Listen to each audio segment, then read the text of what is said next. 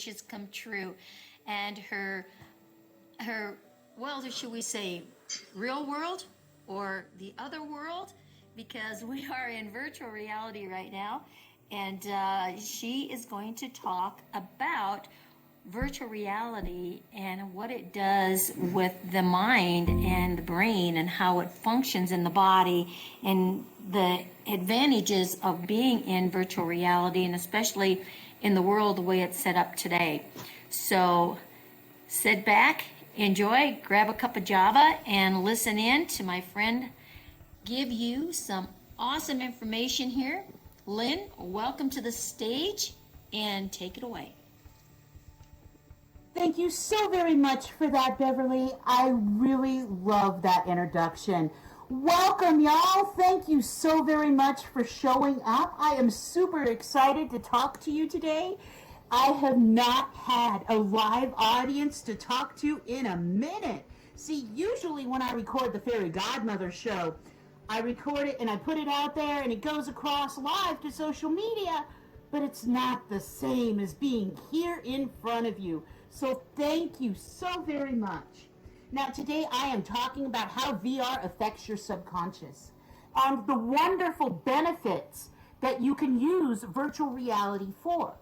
Now I'm going to steer kind of away from the business aspects of it. I will mention a little bit of it, but Don did such a great job in his speech earlier that, well, I'm going to talk about some of the same things and more in depth.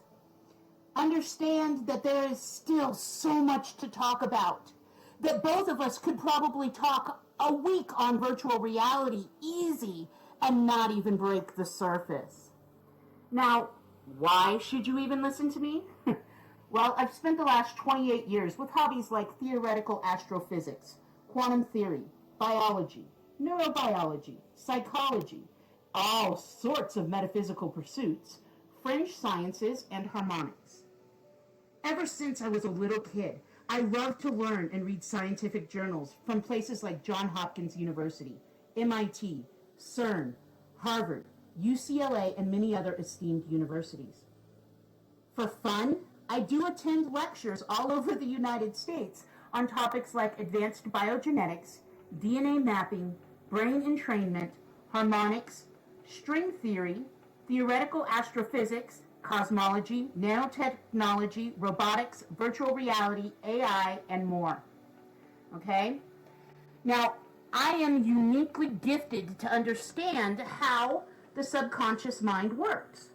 Because one, I am a science junkie, let's be clear. But two, when I started my journey, I started off with a double master's degree in psychology. I was specializing in the subconscious mind and cognitive behavioral therapy.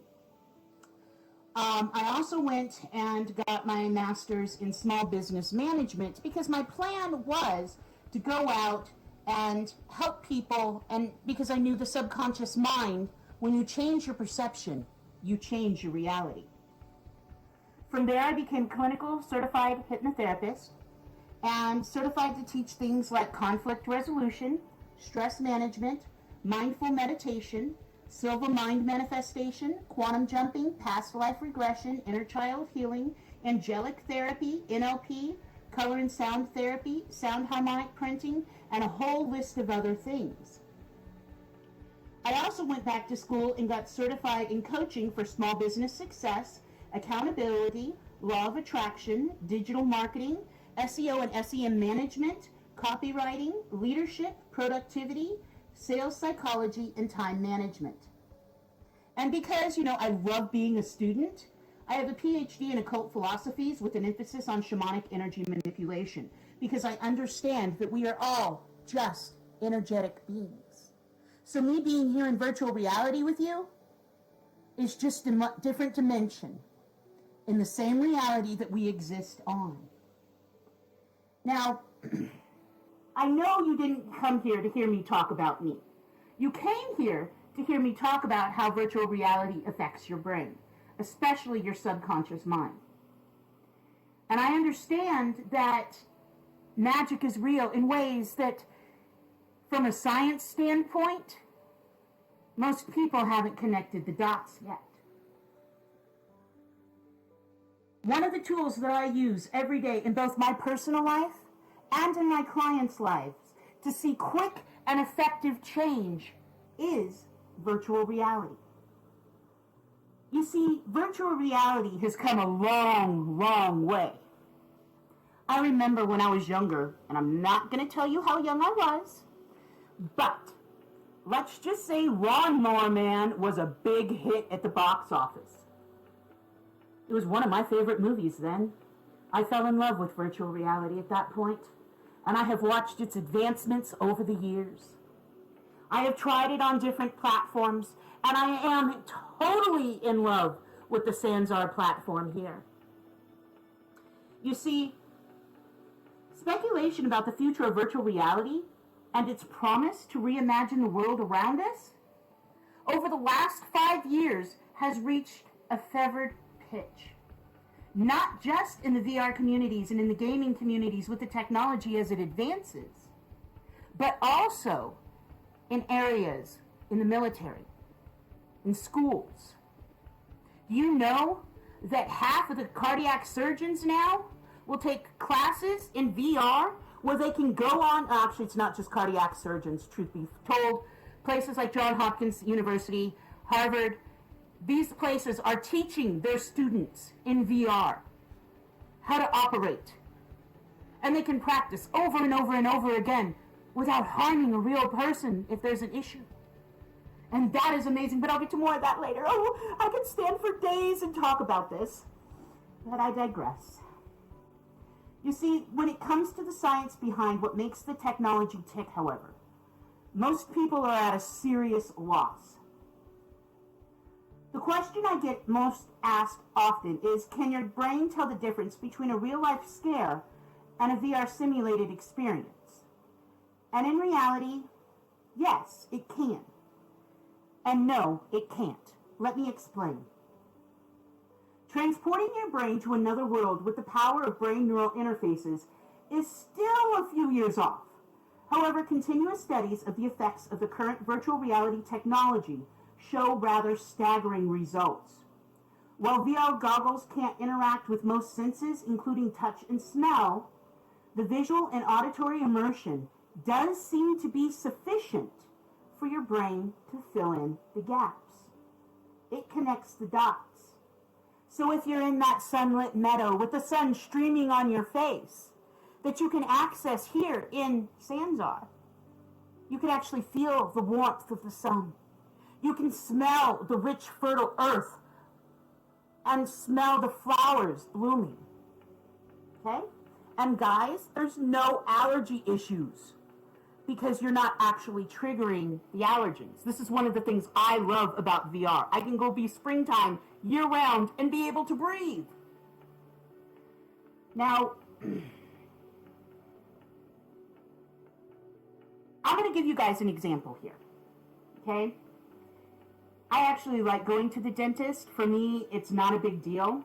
And I do understand, though, that a lot of people have a fear of dentists. With modern technology and a quality-caring dental staff, I promise you, when you have to go to the dentist, the pain has been nearly eliminated. Honestly, it's one of the most comfortable things in the world if your anxiety gets out of the way. And the clean feeling afterwards is really good as well. It's not really a bad experience, except for one small thing. And I know a bunch of you are going to cringe right now when I say this, but getting that shot with that needle straight into the fragile pink gums of your mouth, yeah, I'm seeing people cringe just as I'm saying that, even here in VR.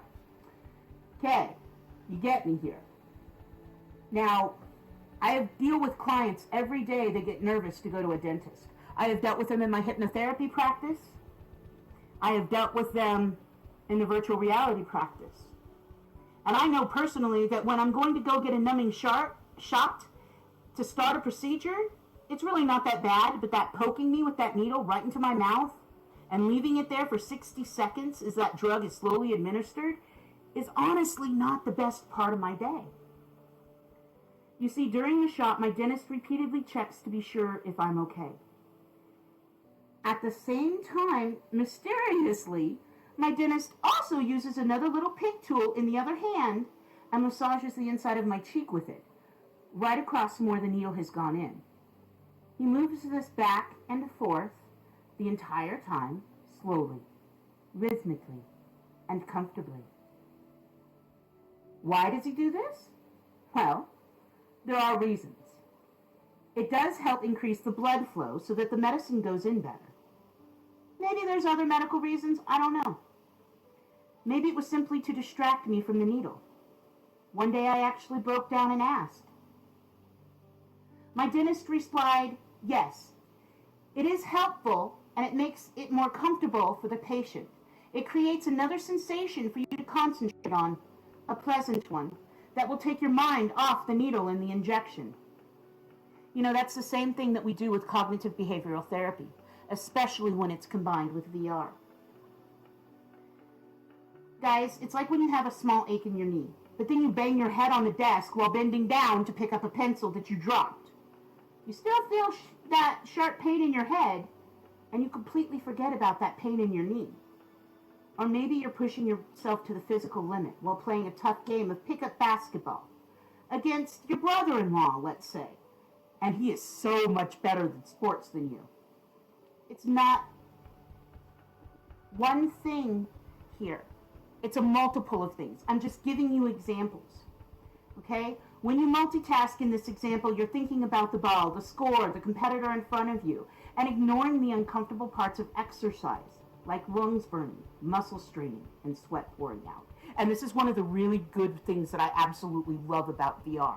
Because your brain, once it gets accumulated to VR, and I'll talk about the science behind that here in a moment, if you work out in VR, you get the effects on your body, and you don't feel that sweat, the lungs burning, the muscle straining.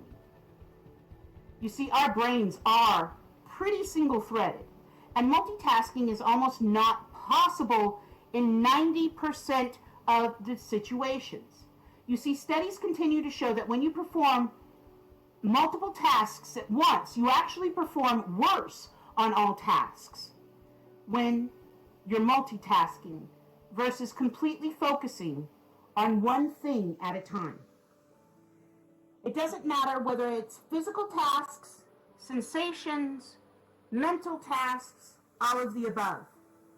Your brain can really only consciously focus on one thing at a time, and it chooses to ignore others that are less pressing, less threatening.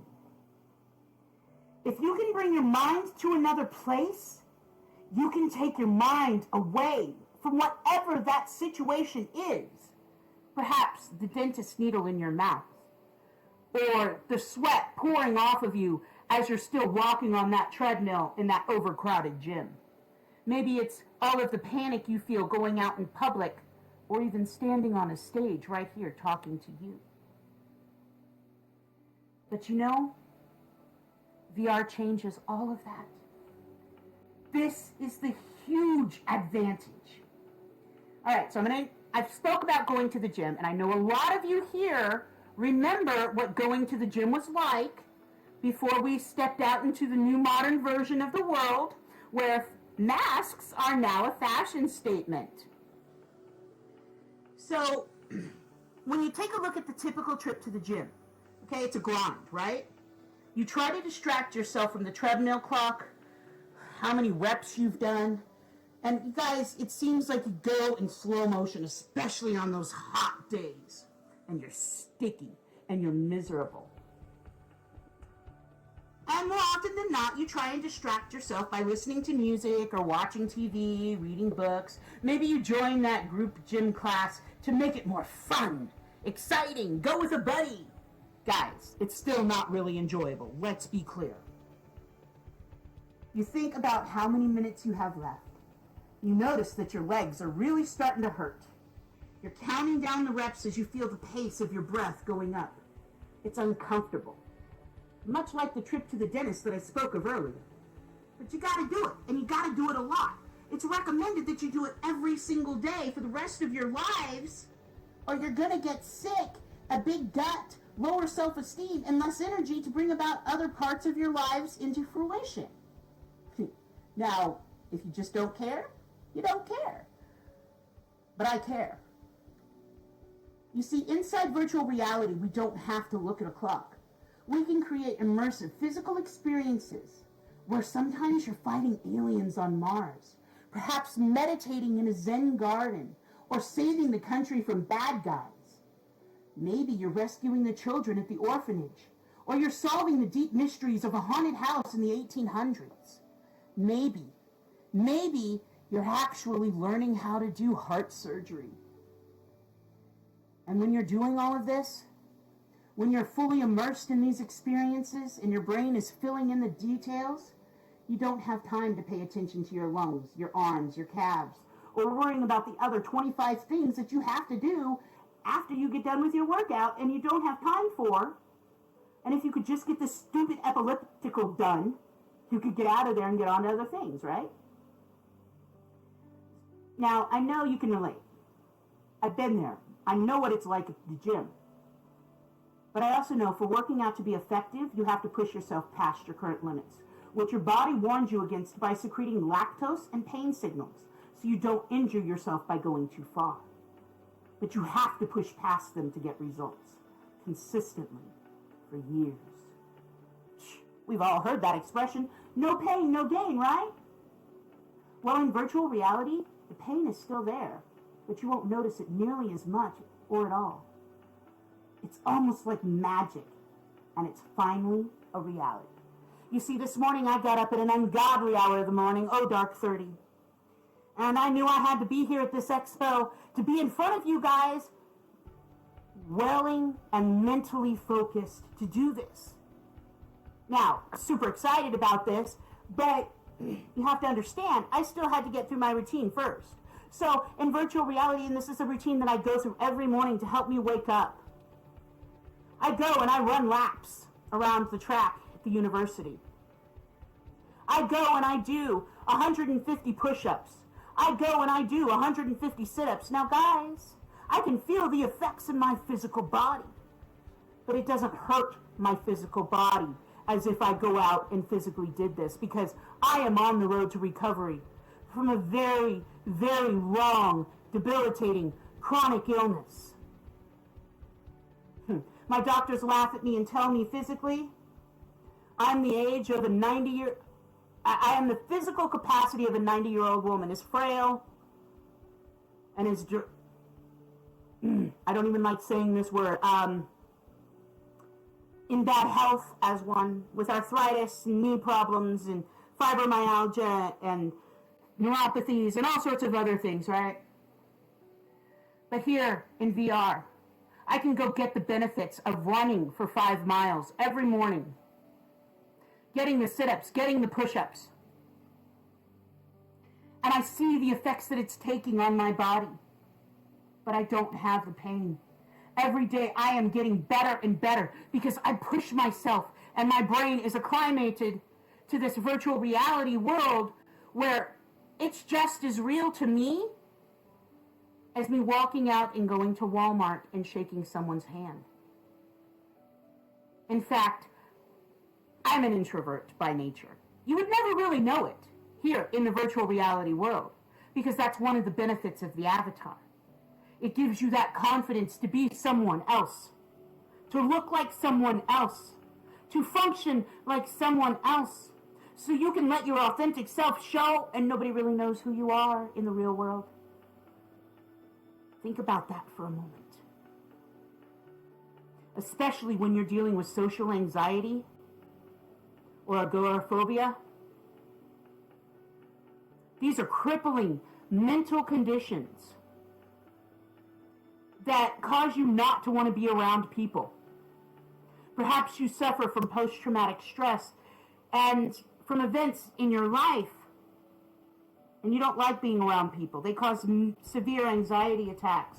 VR is the perfect way that you can still socialize. You can still have fun. You can still make friends. And now we've discovered you can still build your business.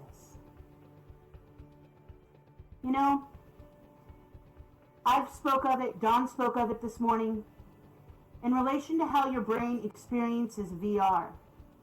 It basically transports your mind to a virtual realm that can hold numerous benefits to the neural networking patterns of your brain.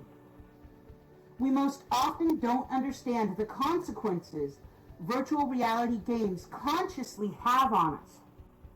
In fact, experiences in virtual reality have been found by numerous studies to be directly related to our actions outside of the VR world. So please, please, please, I'm begging you, be careful what you put into your subconscious mind, because your subconscious mind does not know the difference between a virtual reality world or a physical construct.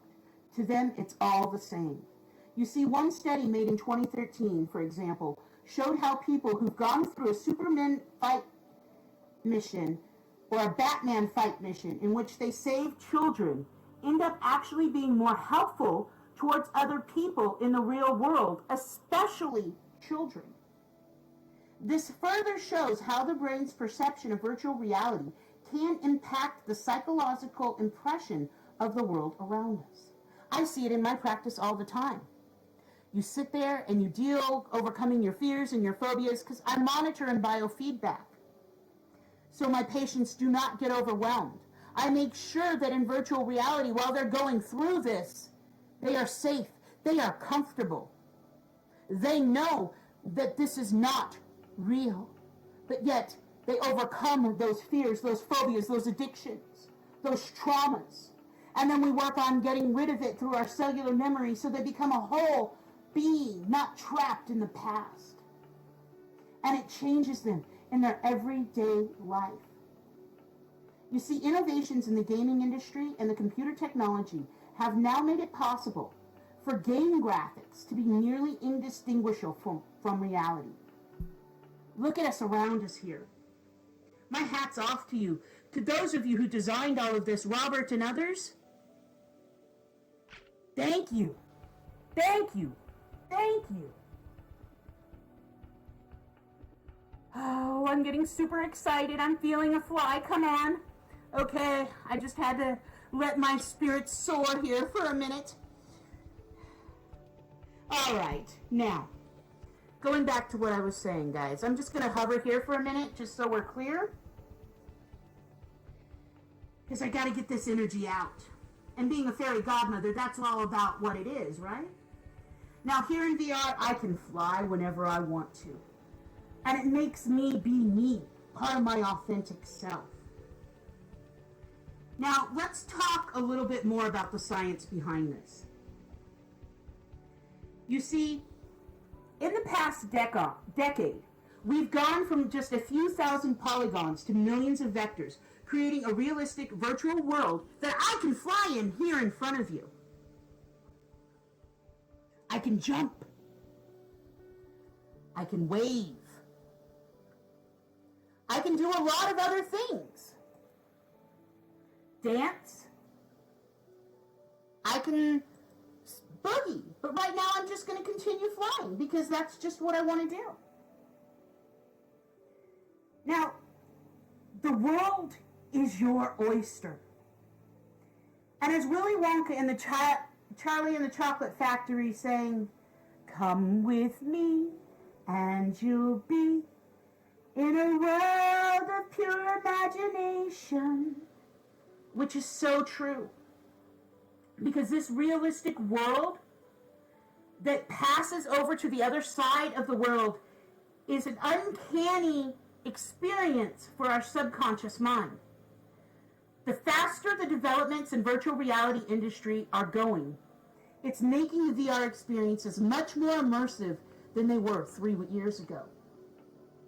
Now, think about this for a minute. How many of you have been asked by your children, grandchildren, cousins, friends about the PlayStation virtual reality experience? Have you ever been in it? I have.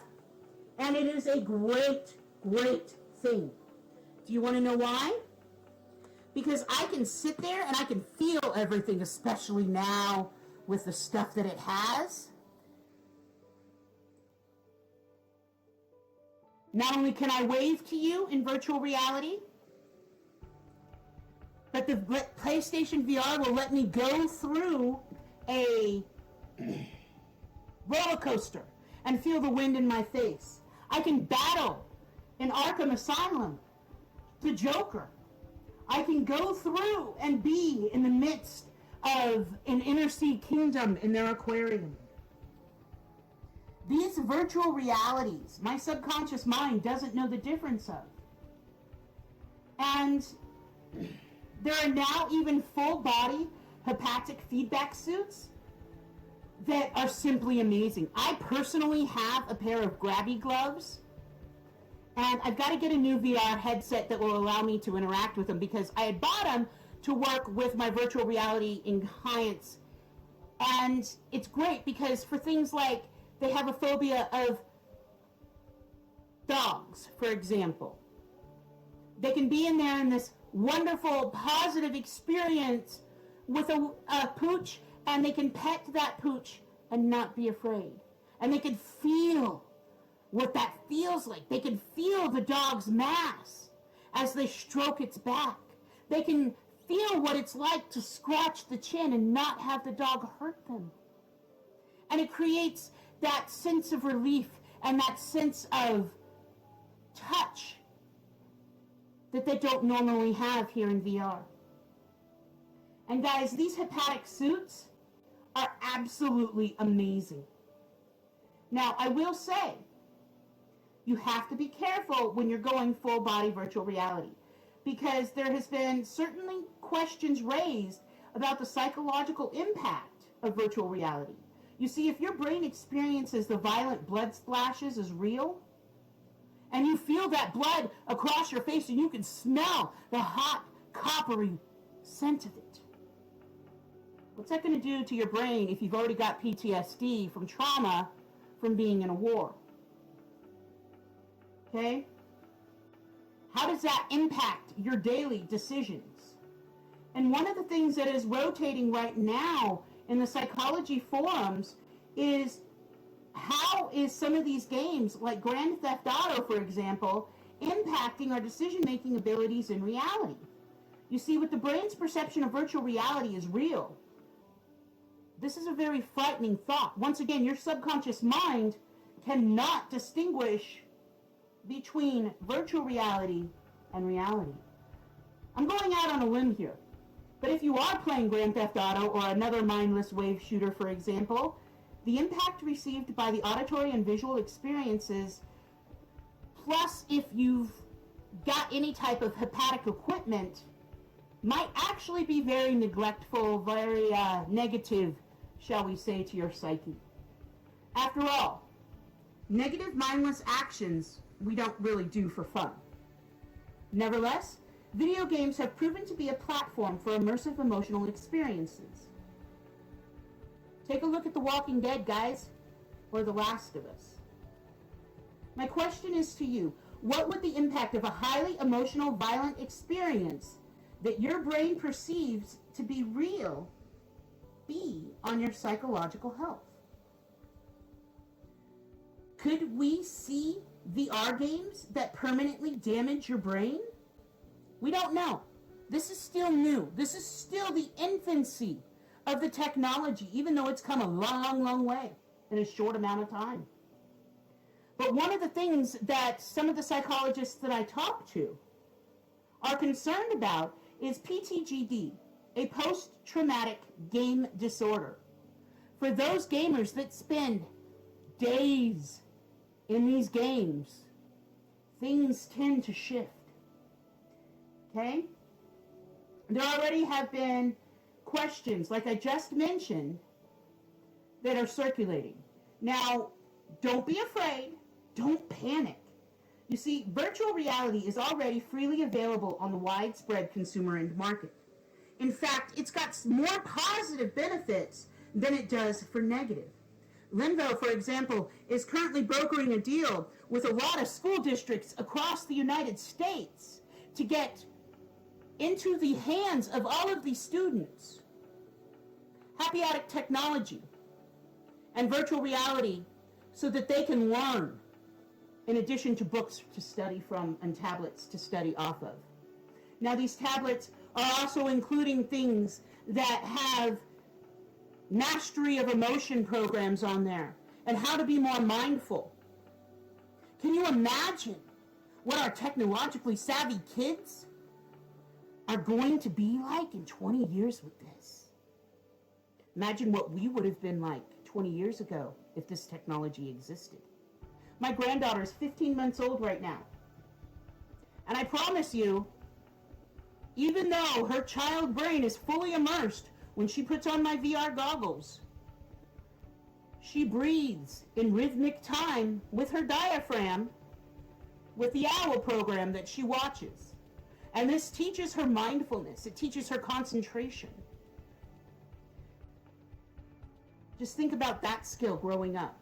How would you have been if you were able to let your emotions not dictate you? If you had the confidence to know everything's going to be okay as long as you breathe. This is what our kids are growing up with now. You retain more information when you are in these reality environments. So the next time you strap into a goggle set, especially with a haptic feedback suit of any time, simply remember it's not real. Guys, we've been playing laser tag and paintball, knowing it's not real while firing guns at each other and supposedly killing each other, injuring each other for a long time. I've played them both. They're quite a fun game. I highly recommend them. It's the same thing here. It's not real, okay? You've got to anchor yourself. Going on a huge step forward, and I know this because actors have a huge issue. A lot of them have issues on stage talking to people. They don't have the confidence because they face total rejection all the time. I've got a lot of clients who are actors, so I understand. And I understand the process that they go through. In fact, I grew up on stage as an actor. And you have to get into that mental state of your character.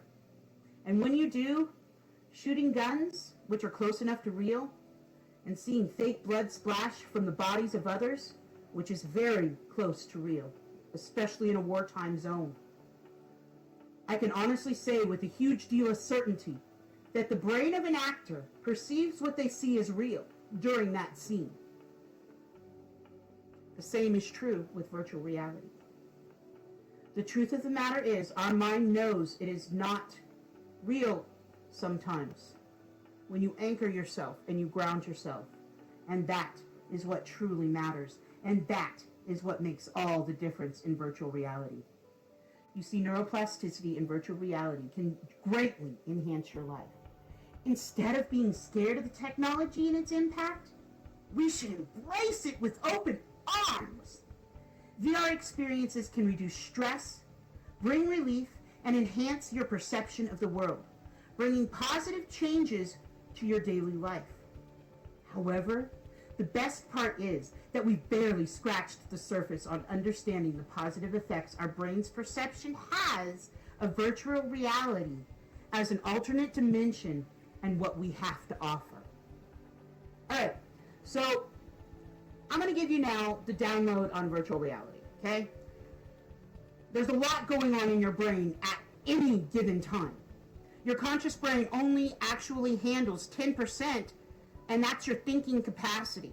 The rest of it, the 90%, is actually handled by your subconscious brain, and it handles things like breathing, digestion, cellular function, heartbeat, on top of materializing your entire reality around you.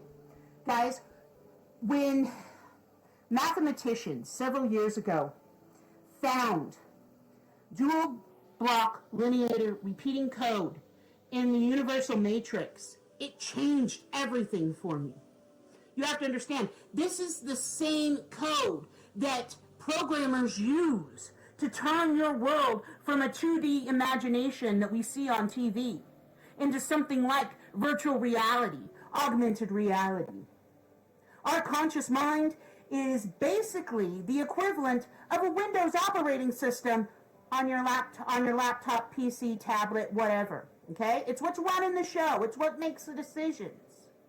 However, that subconscious mind, that which controls your reality in ways, guys, I'm not even going to get into here, doesn't think.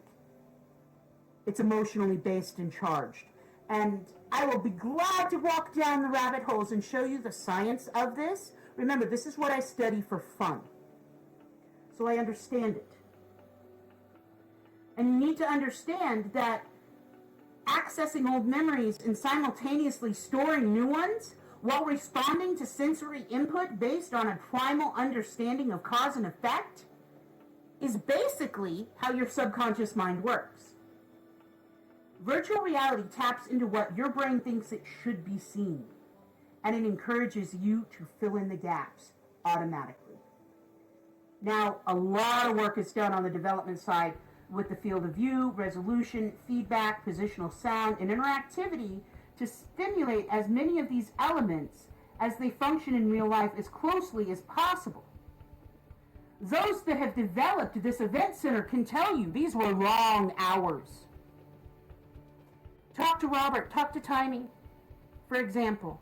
They know all what's going into this. And my hat is off to you guys, because I understand what you do. You see, as long as virtual environments have become the way you would expect them to be in the physical world, you will continue to experience virtual reality with hardly or any physical side effects. And I'll talk about those here in a moment. And the experience that your subconscious has will not be broken. Interacting with the new environment in 360-degree video triggers more memory writing areas of the brain than does simply observing a familiar environment like a room in your home. This, to me, supports the old adage about memory, truthfully. We actually remember about 10% of what we read, 20% of what we hear, 30% of what we see, 50% of what we see and hear, and 80% of what we personally experience. This becomes especially interesting when you think about mapping virtual elements into the physical world. Guys, I'm going to tell you, fully immersing yourself in the virtual reality world is a possibility now. I have my clients do it every day to help get over their anxieties, their fears, their phobias. 15 to 20 minutes in our session, and then we talk about it, and we go through and develop a game plan to help them develop that perfect dream personal life, that perfect dream professional life for them. And it works. I also know that in my own experience, this theory about memory holds true. You see, I still remember every virtual item I interacted with my first experience in that VR system. I remember that roller coaster ride and how thrilling it was. I remember swimming with the fishes. I remember driving the race car. And more importantly, I remember beating the Joker and sending him back to his cell in Gothic Asylum. I was sore for days after that one. Oh, that one hurt. But because I was fully immersed into the VR, I understood why I was like that. And you see, adults also seem better able to immerse into VR worlds while maintaining the basic rules of physiology. This is why grounding, this is why anchoring is so important. A grown man or woman will be able to stand in one area and use a controller to manipulate their way through a virtual environment, while a child might take off running around the entire room. The child's brain, in this instance, is fully transported to the virtual reality environment. Now, I have heard both sides of the story on this, on how young is too young for virtual reality. And I mentioned earlier that I stick my granddaughter in it. And I understand what my granddaughter is seeing because I'm monitoring her. Okay? I'm teaching her how to cognitively breathe and deal with things and to be mindful. Deep breathing is not something that we're taught. But I know from personal experience and what I do working with my clients in my personal life, deep breathing is essential when you get upset. You see, I suffered from anxieties. I suffered from stage fright. And then I understand the neuroscientist perspective for what happens on your brain when it's in VR. And that changed everything for me. I'm going to share that with you now. This is why I allow my granddaughter to be fully immersed in the VR experience, to understand what meditation truly is at a young age. As we reach the tipping point for VR, neuroscientists are currently racing to understand the many ways the technology can affect our brains. You know, I don't want to jinx anything because I love VR. You have to understand, I'm all for it. But all signs point to us peering over the edge of the tipping point for virtual reality and combining it with AI, I see every day here in the States.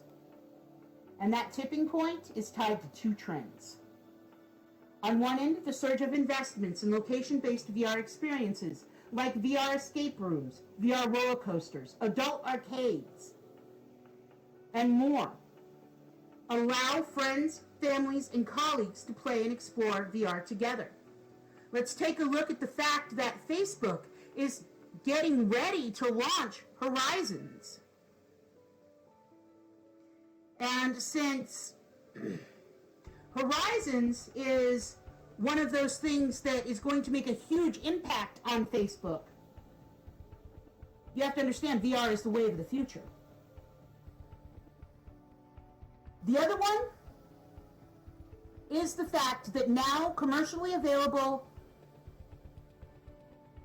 headsets are available at a price point of around $399, okay?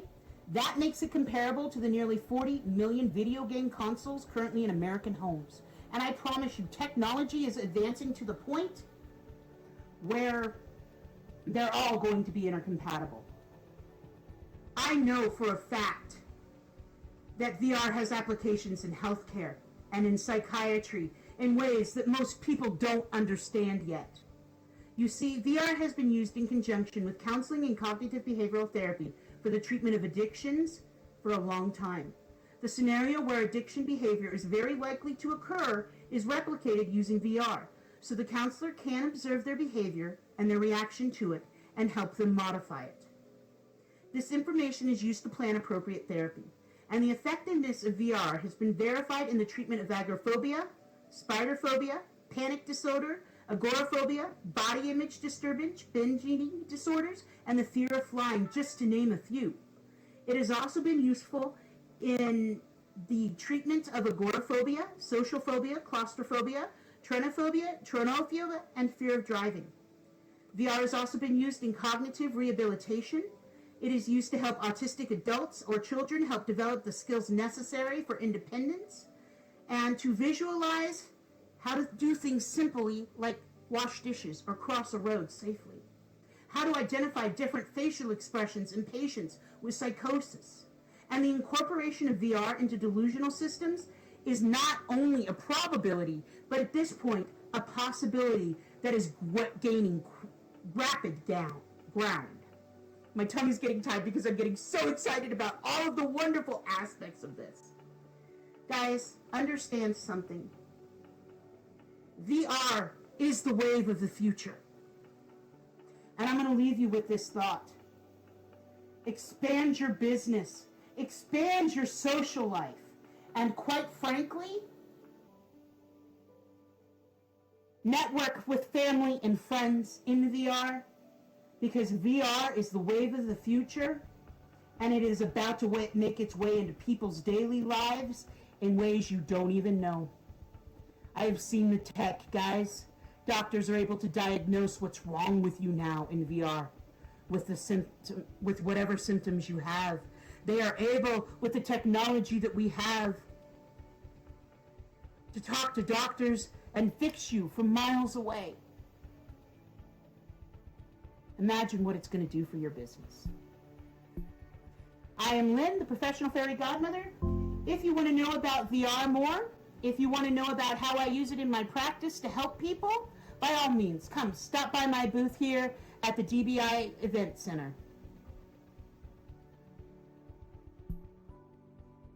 Hey everyone, let's give Llynne a big hand. Didn't she do great? Thank you, Llynne. Thank you so much for everything. It was beautiful, just beautiful. And wow, If anyone has any questions for Llynne, go ahead and ask a few. And if not, we'll all head back to our booths and see what else is going on out here in this wonderful event.